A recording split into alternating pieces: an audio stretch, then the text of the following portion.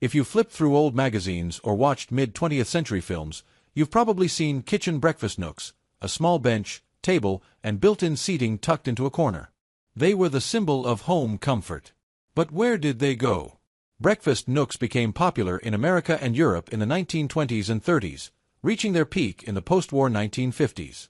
They saved space, created a cozy family atmosphere, and were perfect for quick breakfasts or evening tea. Kitchens back then were often small, so a compact nook replaced the need for a separate dining room.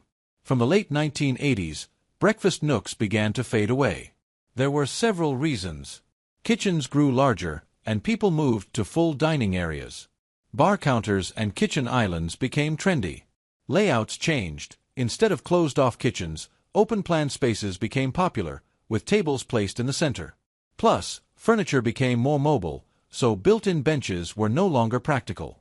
Today, breakfast nooks are rare, but they're making a small comeback in stylish retro or Scandinavian-inspired interiors. Now, they're often designed as chic, multifunctional spaces, a spot for reading, working, or enjoying morning coffee. Breakfast nooks were more than just furniture. They were the place where the day began and family conversations happened. And maybe, the love for cozy spaces will bring them back into our kitchens once again. There was a time when you could find a built-in folding ironing board in almost every other home. Convenient, space-saving, and always ready to use. But today, they're nearly gone. Why?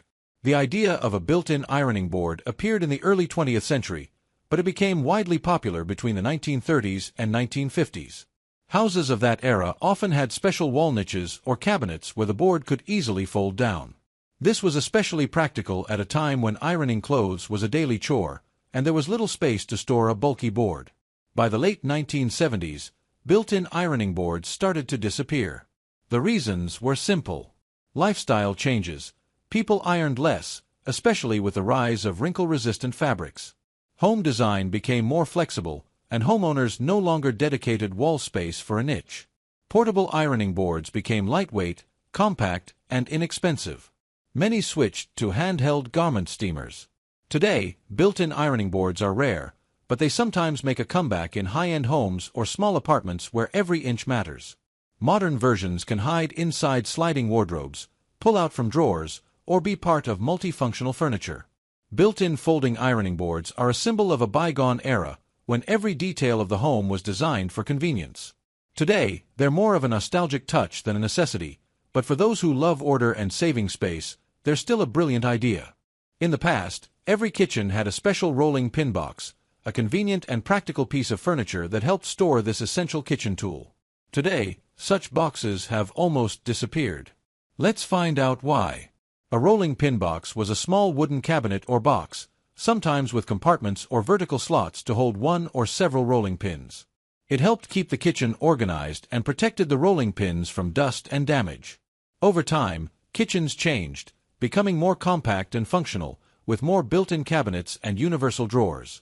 New materials like plastic and metal appeared, and rolling pins became lighter and more affordable. Now, it's easy to store them simply in regular kitchen drawers or containers. Special wooden rolling pin boxes became unnecessary. Although traditional rolling pin boxes have nearly vanished, today there's a renewed interest in retro style and handmade crafts. Some artisans create beautiful decorative racks and boxes for rolling pins that are not only practical but also serve as nostalgic design elements. The rolling pin box is a memory of past kitchens when everything had its place. Today, it's becoming history but not forgotten. Built-in central vacuum systems are a convenient engineering solution for cleaning large homes and offices. But when did they appear, and why are they becoming less common? Let's find out.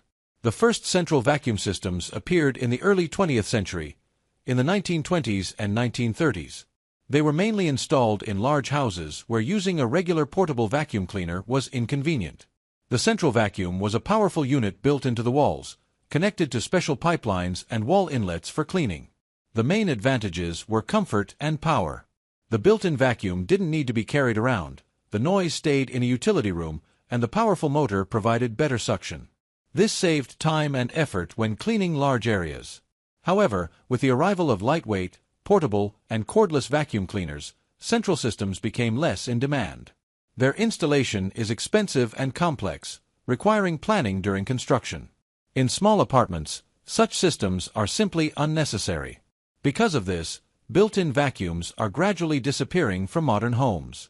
Built-in central vacuum systems are part of the engineering heritage of the last century. Today they give way to new technologies but remain an example of comfort, and when we think of late 20th century kitchens, a familiar pattern underfoot often comes to mind: linoleum. It was everywhere, from city apartments to country houses. But who invented it? And why has it almost disappeared from kitchen fashion? Linoleum was invented in 1860 by English industrialist Frederick Walton. The name comes from the Latin words linum, flax, and oleum, oil. Originally, linoleum was made from natural materials: linseed oil, wood flour, cork dust, and jute fabric. It was durable, water-resistant, and warm to the touch, perfect for flooring. In the mid-20th century, linoleum became especially popular in kitchens. People loved it for its practicality. It was easy to clean, resistant to moisture, and affordable. Linoleum became almost a symbol of the standard apartment. It often featured geometric patterns or parquet imitations. For a homemaker of that time, it was the perfect balance between convenience and price. From the late 1990s onward, linoleum began to be replaced by other floor coverings. First, the trend shifted toward more premium and natural-looking materials: ceramic tile, laminate, and engineered wood.